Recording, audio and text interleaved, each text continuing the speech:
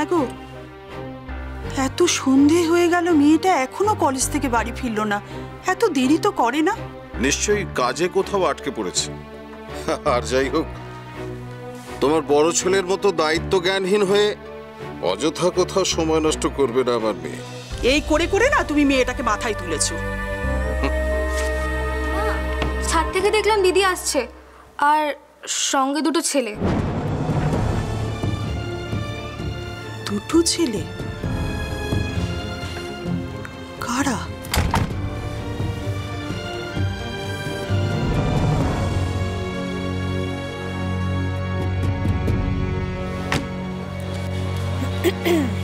তাহলে মানে আপনারা কেবি যাবেন না তো চা খেতে? না, আজ থাক। চায়ের অজুহাতে বরং অন্য একদিন আসা হবে। সুকান্ত বাবু, আপনি? আমি বরেনের সাপোর্টেই।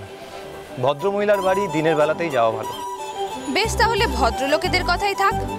আপনারা না হয় পরেই আসবেন। আমি তাহলে আসি। তো বেশ তো, সুকান্ত চল তোকে ছেড়ে দিই। না ভাই, আমার বাড়ি একেবারে উল্টো দিকে, তোকে অহেতুক অনেকটা ঘুরতে হবে। আমি চলে যেতে পারবো।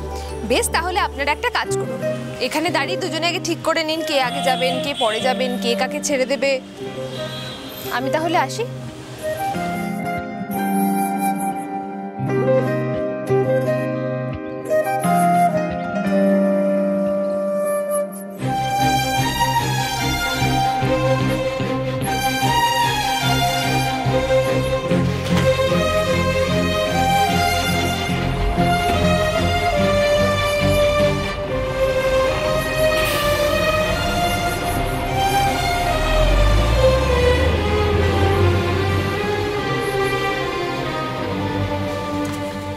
বাহ, কি অপূর্ব গন্ধ।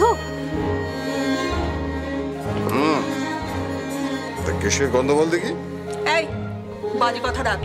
এত দেরি হলো কেন আগে বল। ধূপের গন্ধ। তোর পাগলি। এই আমার কথার আগে উত্তরটা দে তো। নতুন কোনো পারফিউম? হলো না, আচ্ছা আর একটা চান্স। মানে কি? তোদের বাপ মেয়ের কি আমার কোনো কথাই কানে ঢুকছে না? বাবা, আমি হার মানলাম। বলো না কিসের গন্ধ? সুখবরের বাবা। সুখবর? তুই যে নিজের হাতে একটা গাছ বসিয়েছিলিস, সেই কদম গাছে আছে প্রথম ফুল ফুটেছে।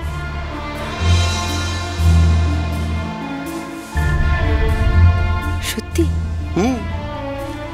সাথে গিয়ে দেখ। কি আশ্চর্য!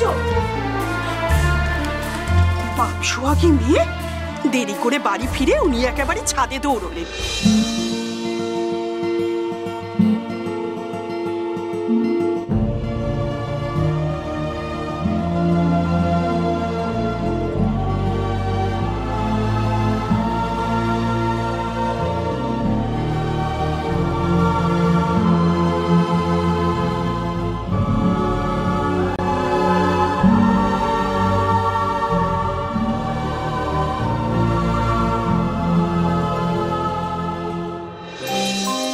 প্রথম কদম ফুল গচ্ছিত রইল তোমার কাছে।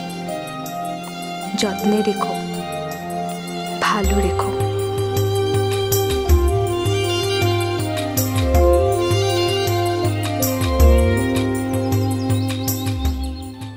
অচিন্ত্য কুমার সেনগুপ্তের প্রথম কদম ফুল, সোম থেকে শনি সন্ধে 7:30টায়, আকাশ 8-এ।